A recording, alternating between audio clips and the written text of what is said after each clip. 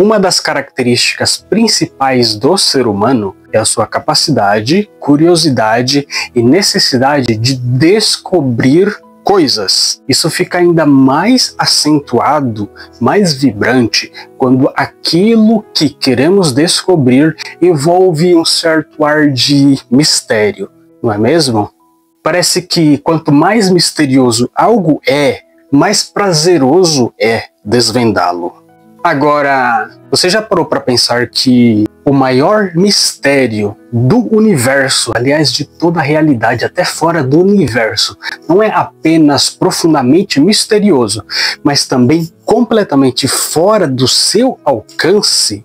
Isso mesmo. Por mais que você tente, jamais conseguirá descobri-lo por si mesmo. Conhecer a Deus está além da cortina do invisível do cosmos. A não ser que aquele que habita além desse invisível decida se revelar a você, essa é uma tarefa impossível. Neste vídeo, nós vamos entender por que o ser humano por si só é incapaz de conhecer a Deus e qual é a única esperança para esse problema. Se você assistir até o final, você vai compreender uma verdade fundamental que transforma a maneira como nos aproximamos da fé cristã, que, já adianto, não é sobre investigar Deus por si mesmo. O cristianismo é baseado em Deus, na sua obra, na sua iniciativa.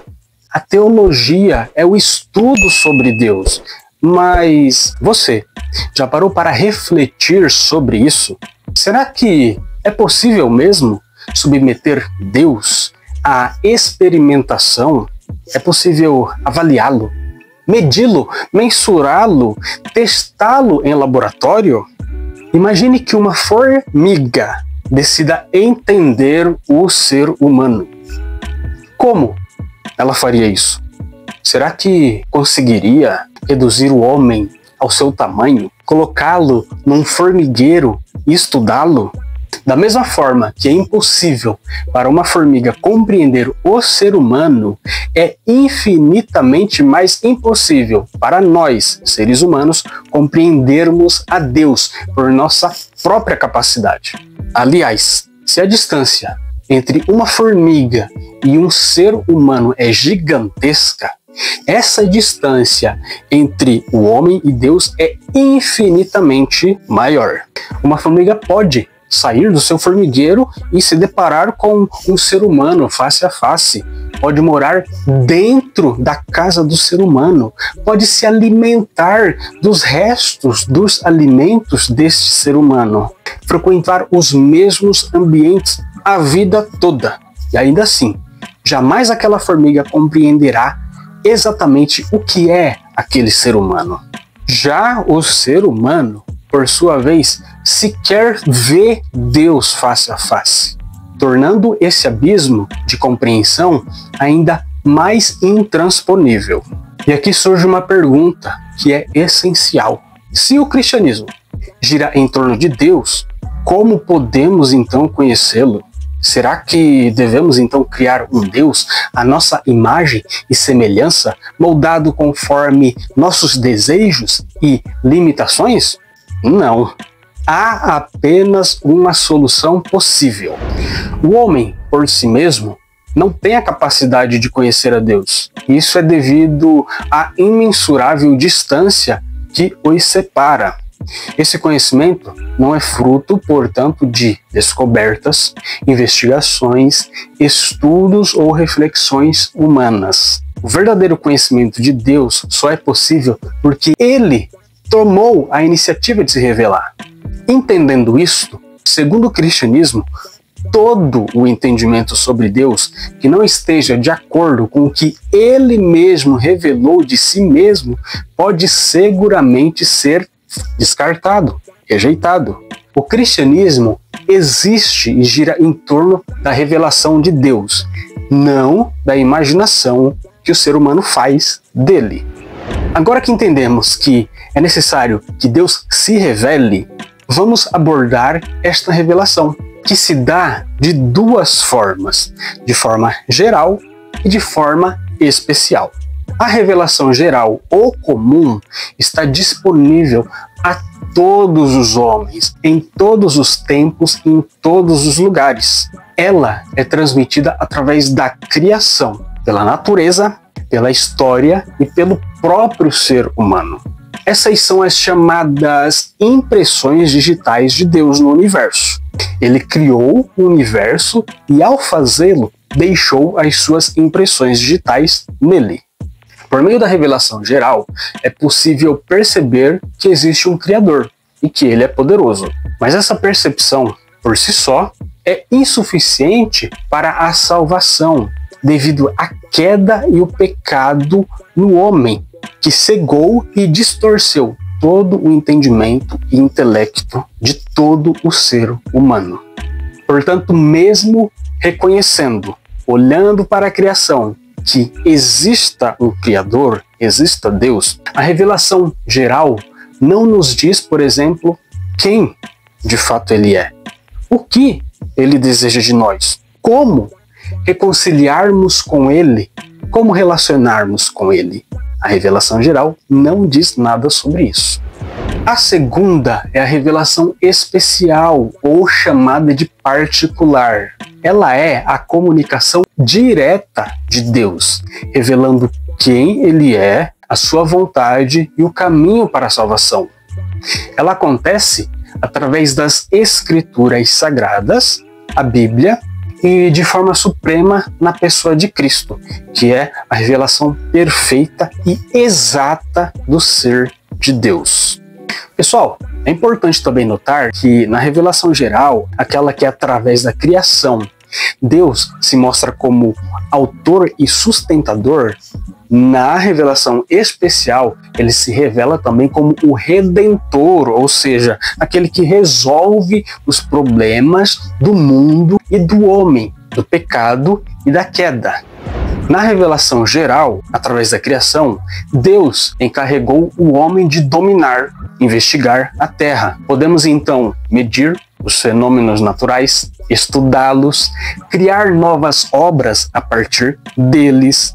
Podemos, de certo modo, forçar a natureza a revelar os seus mistérios, os seus segredos. Ainda assim, nossas capacidades disso são limitadas. E outra coisa, né? Quanto mais a ciência avança, mais ela se depara com perguntas sem respostas, dilemas que talvez nunca sejamos capazes de resolver.